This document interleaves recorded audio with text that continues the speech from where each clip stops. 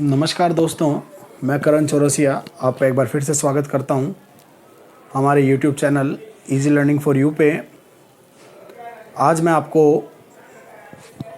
Secondary storage device के बारे में पढ़ाऊंगा। इससे पहले अपन ने लास्ट वीडियो में प्राइमरी मेमोरी जिसके अंदर रैम और रोम को पढ़ा था।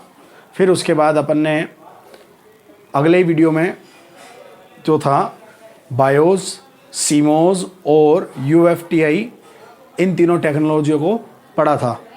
आज हम सेकेंडरी स्टोरेज डिवाइस को चालू करेंगे। आइए देखते हैं। देखिए, डेटा को स्थायी रूप से सेव करने के लिए सेकेंडरी स्टोरेज डिवाइस को काम में लिया जाता है। मतलब डेटा को परमानेंटली अगर अपन स्टोर करना चाहते हैं कंप्यूटर में, तो उसके लिए अपन सेकेंडरी स्टोरेज डिवाइसेस को काम में लेते हैं। यह मेमोरी चुंबकीय अथवा प्रकाशीय होती है। मतलब दो प्रकार की होती है, या तो ये मैग्नेटिक मेमोरी हो सकती है या फिर ये इलेक्ट्रिक मेमोरी हो सकती है। ठीक है। सेकेंडरी स्टोरेज में डेटा को दो प्रकार से प्राप्त किया जा सकता है। देखिए, सीक्वेंस एक्सेस मेथड, दूसरा डायरेक्ट एक्सेस मेथड।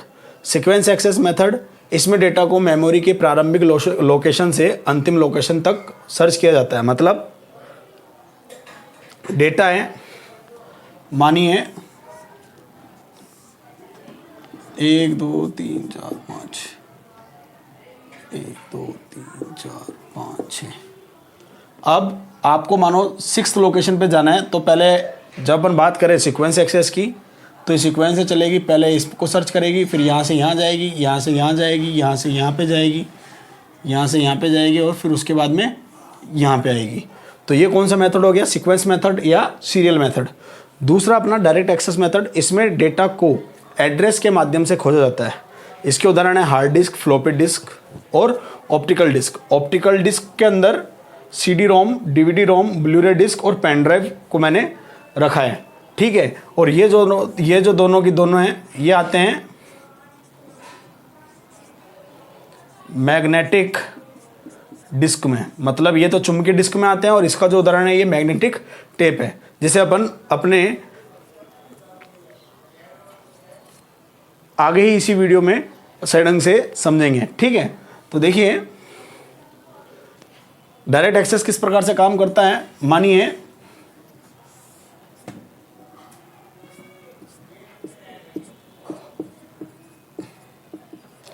आपको 5 को खोजना है, तो ये इस प्रकार से नहीं जाएगा। ये डेटा को डायरेक्ट एड्रेस के हिसाब से ढूंढेगा। तो इसके पास में अगर एड्रेस है, तो ये सीधा यहाँ से इधर जाएगा, या फिर यहाँ से यहाँ पे जाएगा।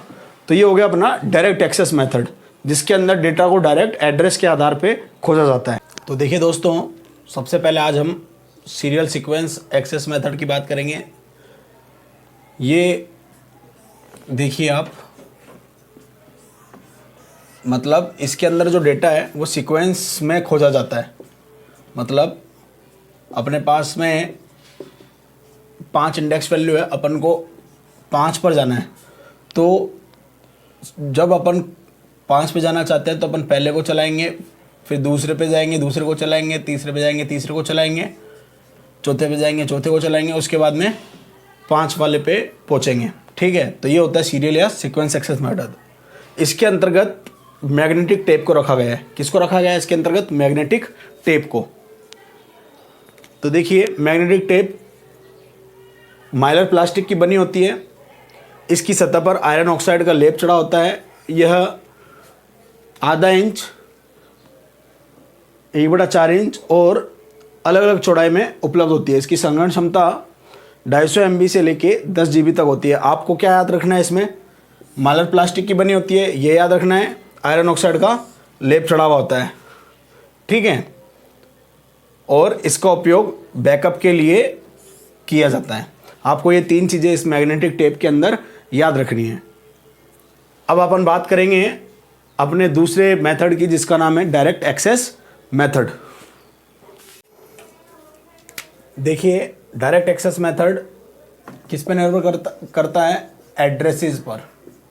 मतलब इसमें अगर किसी डेटा को खोजना है तो उसके एड्रेस के अनुसार उसको खोजा जाता है और इसमें डेटा को डायरेक्ट एड्रेसेस के आधार पर ही एक्सेस किया जा सकता है।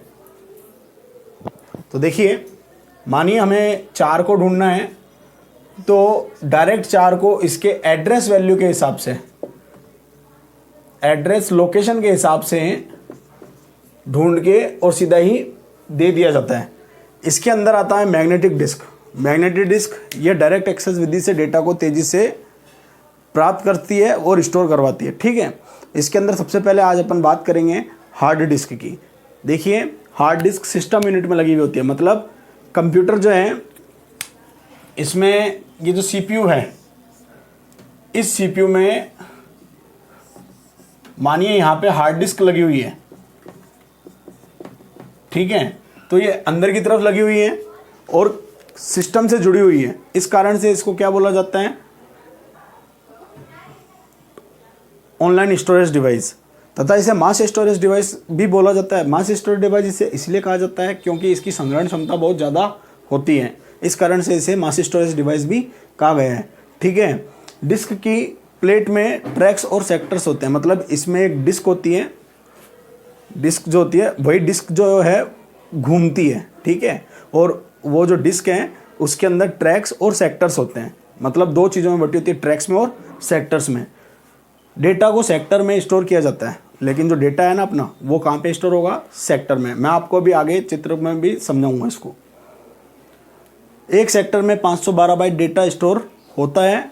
इसकी गति आरपीएम, हार्ड डिस्क की जो गति होती है वो किस में मापी जाती है, आरपीएम, राउंड पर मिनट में मापी जाती है। मतलब एक जो डिस्क है वो 1 मिनट में कितनी बार घूम रही है, वो किस में मापी जाती है, आरपीएम में। ठीक है, इसकी डेटा को पढ़ने की स्पीड 20 माइक्रोसेकंड होती है, मतलब 20 माइक्रोसेकंड में ये डेटा को पढ़ लेती है। हार्ड डिस्क में डेटा को पढ़ने और स्टोर करने के लिए 2 तरह के समय लगते हैं। मतलब हार्ड डिस्क में जो आपने डेटा को स्टोर किया है उसे आप यदि वापस से देखना चाहते हो और उसमें डेटा को स्टोर करना चाहते हो तो 2 प्रकार के समय हैं जो लगते हैं। पहला होता है सीक टाइम, दूसरा है लेटेंसी टाइम। आइए अब इसको अपन सीक टाइम और लेटेंसी टाइम को भी समझते हैं। तो देखिए फ्रेंड्स, सीक टाइम, मानिए ये अपना हार्ड डिस्क के अंदर एक डिस्क है और डिस्क जो होती है वो किस में बटी हुई होती है, ट्रैक में और सेक्टर में। ठीक है, मतलब अगर ये हार्ड डिस्क है तो इस हार्ड डिस्क में डिस्क लगी हुई है, मतलब बहुत सारी डिस्कें होती है, उसके ऊपर एक रीड राइट हेड लगा होता है। ठीक है, और ये डिस्क जो होती है इसमें पेच लगे हुए होते हैं और एक होल होता है, मतलब एक स्पिंडल होता है,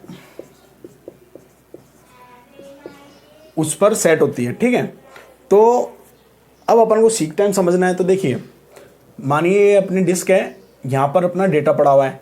ठीक है, और ये जो है अपना हेड है, और हेड किस पर है, ट्रैक पर है अपना, और ट्रैक कौन सा ये है, तो मानिए यहाँ पर ये हेड है। अब हेड को अपनी जगह से डेटा के ट्रैक तक पहुँच आना होगा, तो मतलब अब डेटा देखिए यहाँ पर है तो इसका ट्रैक ये रहा।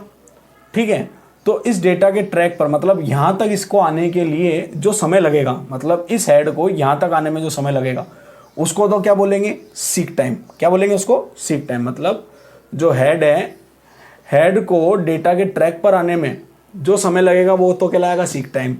लेटेंसी टाइम, अब हेड यहाँ तक तो आ गया लेकिन उसे डेटा तक पहुँचना है, तो हेड को ट्रैक पर आने के बाद में डेटा तक पहुँचने में जो समय लगता है उसको क्या बोलते हैं, लेटेंसी टाइम। बहुत ही सिंपल है, मतलब देखिए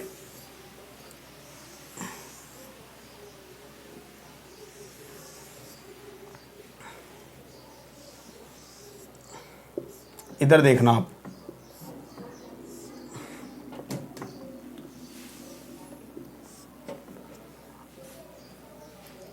अपना हेड इधर था, अब अपना हेड यहाँ पे आ गया।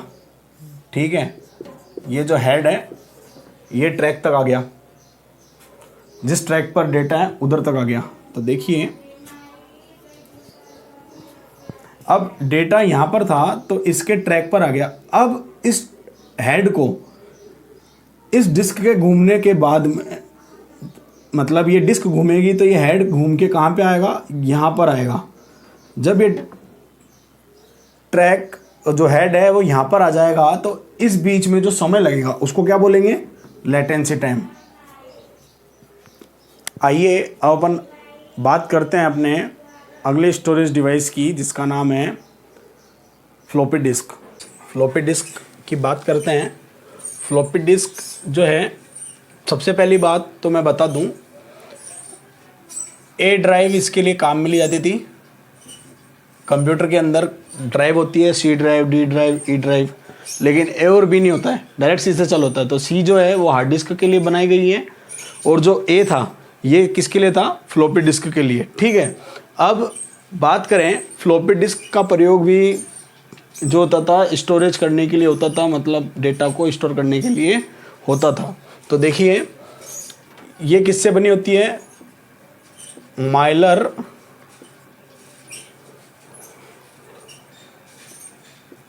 प्लास्टिक। जो फ्लॉपी डिस्क थी वो भी माइलर प्लास्टिक से ही बनी हुई होती थी, जिस पर मैग्नेटिक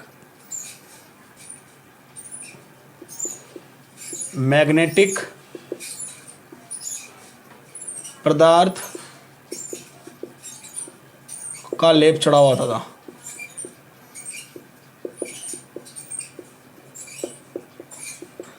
अब देखो, अब मैं एक फ्लॉपी डिस्क बना रहा हूँ।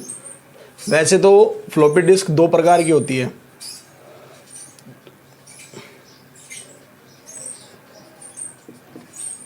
फ्लॉपी दो प्रकार की होती है,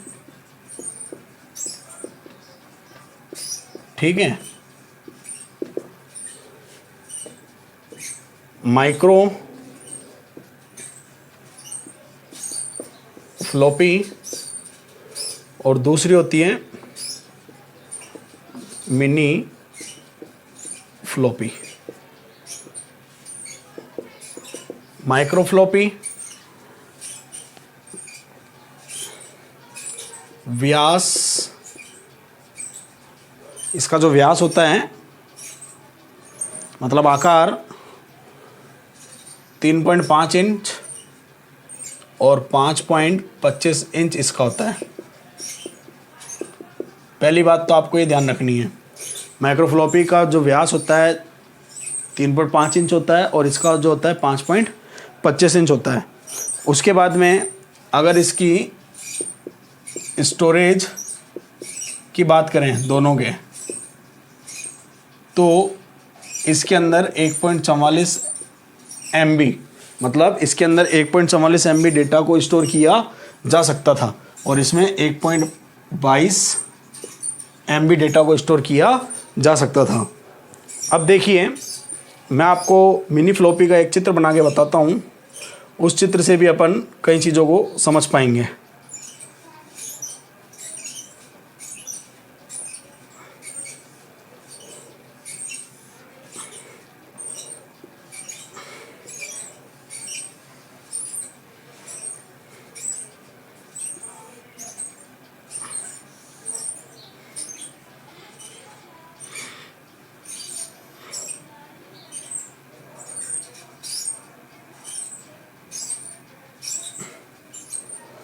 तो देखिए ये जो है इसको बोलेंगे स्पिंडल एक्सेस होल। ये तो हो गया स्पिंडल एक्सेस होल। ये जो है इसको बोलेंगे लेबल एरिया।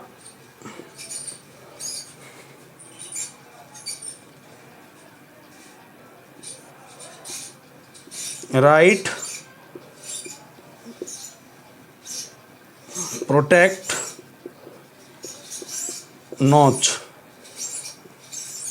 और पास में इसके एक होल हैं, इसको क्या बोलेंगे, इंडेक्स होल।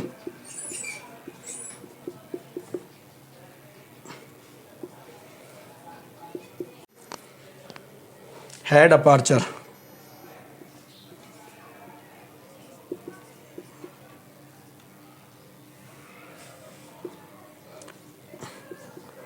और ये जो चीज़ है ये है जैकेट।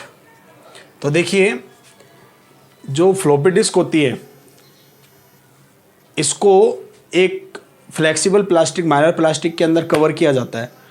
इसको माइलर प्लास्टिक में कवर इसलिए किया जाता है क्योंकि धूल मिट्टी के कारण इसको ख़राब होने का खतरा रहता है। इस कारण से इसको माइलर प्लास्टिक के कवर के अंदर, जैकेट के अंदर रखा जाता है। ठीक है, तो अपना आपको इसमें क्या याद रखना है, पहली बात माइलर प्लास्टिक की बनी होती है। ठीक है, दूसरी चीज़ आपसे पूछ सकते हैं कि ड्राइव कौन सी थी। देखिए ये कभी पूछा नहीं गया है, लेकिन आपको ये नॉलेज में आपको पता होना चाहिए। और हो सकता है कि आपसे पूछ ले कि जो फ्लॉपी डिस्क है उसके लिए कौन सी ड्राइव को काम में लिया जाता था। तो कौन सी ड्राइव को काम में लिया जाता था, ए, कंप्यूटर की जो ए ड्राइव थी वो फ्लॉपी डिस्क के लिए थी। फ्लॉपी डिस्क कितने प्रकार की है, 2 प्रकार की, माइक्रो फ्लॉपी, मिनी फ्लॉपी। इसका साइज जो होता है 3.5 इंच और storage 1.44 MB। Mini floppy 5.25 inch, storage 1.22 MB। मैंने जो ये बनाई है, ये मैंने बनाई है 5.25 इंच वाली। ठीक है, तो अब अपन अपने अगले बात करते हैं ऑप्टिकल मीडिया की, जिसमें अपन CD, DVD, ब्लू रे डिस्क इनको पढ़ेंगे और साथ में अपन पेन ड्राइव को भी समझेंगे। देखिए ऑप्टिकल स्टोरेज जिसके अंदर लेज़र किरणों के माध्यम से डेटा को पढ़ा जाता है वो ऑप्टिकल स्टोरेज में आता है। ऑप्टिकल स्टोरेज के अंदर सबसे पहले अपन बात करते हैं CD-ROM की। तो देखिए लेज़र किरणों की सहायता से डेटा को इसमें पढ़ा जाता है। मैंने यहाँ पे एक ये CD का चित्र बनाया है। ठीक है, एल्यूमिनियम के यौगिकों का लेप इसकी सतह पर होता है, मतलब ये जो इसकी सतह है इस सतह पर एल्यूमिनियम यौगिक का लेप चढ़ा हुआ होता है। मतलब यहाँ पर लेप चढ़ा हुआ है इसकी सतह पर, जिससे लेज़र रिफ्लेक्ट होती है, मतलब प्रकाश का परावर्तन होता है। ठीक है, जहाँ पर भी लेज़र किरण डाली जाती है, मतलब मानिए लेज़र किरण यहाँ पर डली है तो यहाँ पर क्या बना, पिट। क्या बन गया, एक गड्ढा पड़ा जिसको बोलेंगे पिट। और ये जो पिट है ये किसके बराबर होता है, 1 बिट के बराबर होता है। ठीक है, उसके बाद में जिस जगह पर लेज़र किरण नहीं पड़ती है तो वो 0 बिट का सूचक होता है। मानिए यहाँ पर लेज़र नहीं पड़ी तो लेज़र ही नहीं पड़ी तो 0 बिट हो गया। ठीक है, जिसको क्या बोला जाता है, LAND, लैंड, जिसको लैंड कहा जाता है। जहाँ पर लेज़र किरण नहीं पड़ी तो वहाँ पर 0 बिट हुआ, और जहाँ पर 0 बिट है उसको क्या बोला जाएगा, लैंड बोला जाएगा। तो देखिए आपको इतना सब कुछ तो मैं ये एडवांस लेवल में बता रहा हूँ। आपको मेन क्या याद करना है, आपको याद करना है इसकी स्टोरेज कैपेसिटी 700 MB, ये लिखा हुआ है 700 MB। दूसरी चीज आपको याद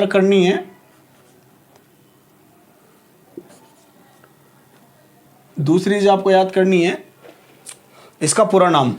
तो इसका पूरा नाम क्या होता है, इसका पूरा नाम यहां पे देखिए आप, इसका पूरा नाम होता है compact disc read only memory. इसका पूरा नाम होता है compact disc read only memory. अब देखिए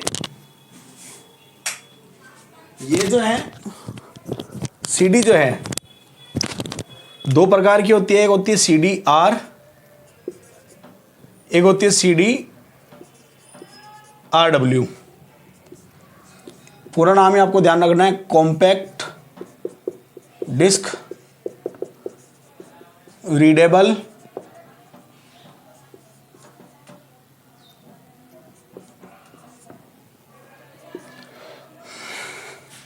और कॉम्पैक्ट डिस्क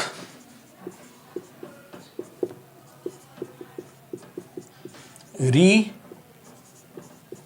राइटेबल। मतलब CD-R में तो जो डेटा डाला जाता है उसको आप केवल पढ़ सकते हैं, लेकिन जो CD-R है उसमें आप एक बार डेटा को डालने के बाद में उसे खाली भी कर सकते हैं और वापस से नया डेटा डाल सकते हैं। ठीक है, दोनों के मूल्यों में फ़र्क होता है। मानिए एक 10 की है तो एक 70 की है। CDR 10 रुपये की आती है, CD जो RW है वो 70 रुपये 80 रुपये की आती है। ठीक है, अब अपन अपना बात करते हैं सेकेंड ऑप्टिकल स्टोरेज जिसका नाम है अपना DVD। देखिए DVD, सबसे पहले DVD का आपको पूरा नाम याद रखना है। पूरा नाम होता है डिजिटल वर्सेटाइल डिस्क। अब CD की अपेक्षा 7.5 गुना अधिक डेटा स्टोर किया जा सकता है। देखिए जो DVD होती है वो अलग अलग साइज़ की आती है, मतलब जो स्टोरेज कैपेसिटी है ना, स्टोरेज वो 4.7 GB से 17 GB तक होता है। अब 17 GB तक कैसे होता है? देखिए सिंगल साइड सिंगल लेयर, जो सिंगल लेयर वाली DVD होती है 4.7 GB की आती है और ज़्यादातर मार्केट में आपको यही जो DVD है वो मिलती है। ठीक है, single side dual layer 8.5 GB की आती है, dual side dual single layer 9.4 GB की आती है और dual side dual layer 17 GB की आती है। तो इस प्रकार से इसका जो साइज़ है 4.7 GB से चालू होता है और 17 GB तक होता है। ठीक है, अब मार्केट में DVD भी दो प्रकार की आती है। एक होती है DVD-R, एक होता है DVD-RW। मतलब एक होती है रीडेबल और एक होती है राइटेबल। एक चीज और, इसका जो व्यास होता है, DVD का जो व्यास होता है 4.7 इंच होता है, मतलब 12 सेंटीमीटर इतना इसका व्यास होता है। तो उम्मीद है दोस्तों आपको ये मेरा वीडियो वाला टॉपिक भी समझ में आया होगा। आइए अब अपन बढ़ते हैं अपने अगले डिवाइस की जिसका नाम है पेन ड्राइव। तो देखिए पेन ड्राइव को फ्लैश ड्राइव या इंटेलिजेंट स्टिक भी कहा जाता है। अब इसकी सबसे बड़ी खासियत क्या है कि ये आकार में तो होती है बहुत छोटी, प्लस साथ में USB पोर्ट में लगती है। मतलब इस प्रकार से आप देख सकते हैं,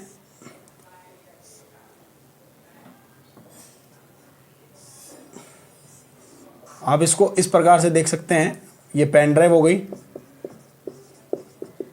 ठीक है, और ये जो है ये होता है USB पोर्ट। अब USB का पूरा नाम हो गया यूनिवर्सल सीरियल बस। और ये जो USB है ये कहाँ पे लगता है? USB पोर्ट में लगता है CPU के अंदर। और इसको आप प्लग एंड प्ले डिवाइस भी बोल सकते हो। प्लग एंड प्ले डिवाइस क्यों बोल सकते हो इसको? आपने जैसे ही सिस्टम में अटैच करी वैसे ये काम करना अपना चालू कर देती है। इस कारण से इसको प्लग एंड प्ले डिवाइस भी आप कह सकते हैं। जिप ड्राइव, हार्ड डिस्क और ये सब की सारी जो डिवाइसेस हैं ये कंप्यूटर के अंदर रखती है। लेकिन ये एक ऑफलाइन इनपुट डिवाइस है। क्यों? क्योंकि ऑफलाइन डिवाइस है, स्टोरेज डिवाइस। क्यों? क्योंकि कंप्यूटर के बाहर से इसको लगा सकते हैं और कभी भी निकाल सकते हैं। ठीक है, अब अपना है Blu ray disc. Storage capacity 25 GB वो सिंगल लेयर के लिए होती है और 50 GB ड्यूल लेयर के लिए होती है। और इसमें डेटा को पढ़ने के लिए ब्लू वायलेट लेजर का प्रयोग किया जाता है। अब अपन बात कर लेते हैं अपना एक और है मेमोरी कार्ड या फिर स्टिक। आपको पता है मेमोरी कार्ड और स्टिक ये भी क्या है? एक स्टोरेज डिवाइस है जिसका प्रयोग डेटा को स्टोर करने में किया जाता है। ठीक है, जो डिजिटल कैमरे होते हैं, मोबाइल होते हैं, उन सभी के अंदर किसको प्रयोग में लिया जाता है? मेमोरी कार्ड को डेटा को स्टोर करने के लिए प्रयोग में लिया जाता है। और जो मेमोरी कार्ड है, ये मेमोरी कार्ड के ऊपर माइक्रो SD लिखा हुआ आता है। तो माइक्रो SD कार्ड जो होता है मेमोरी कार्ड होता है। ठीक है, और एक चीज़ और मैं बताऊं, जो मेमोरी कार्ड है इसे कंप्यूटर में लगाने के लिए कार्ड रीडर का प्रयोग किया जाता है। तो इसी के साथ दोस्तों अपना स्टोरेज डिवाइसेस वाला टॉपिक भी कंप्लीट होता है। इस वीडियो में हमने जो CPU है, CPU के अंदर जो मेमोरी वाला पार्ट है उसको कंप्लीट किया है। ठीक है, अब अपन अपने अगले वीडियो में आउटपुट डिवाइसेस की बात करेंगे और मेमोरी यूनिट की बात करेंगे।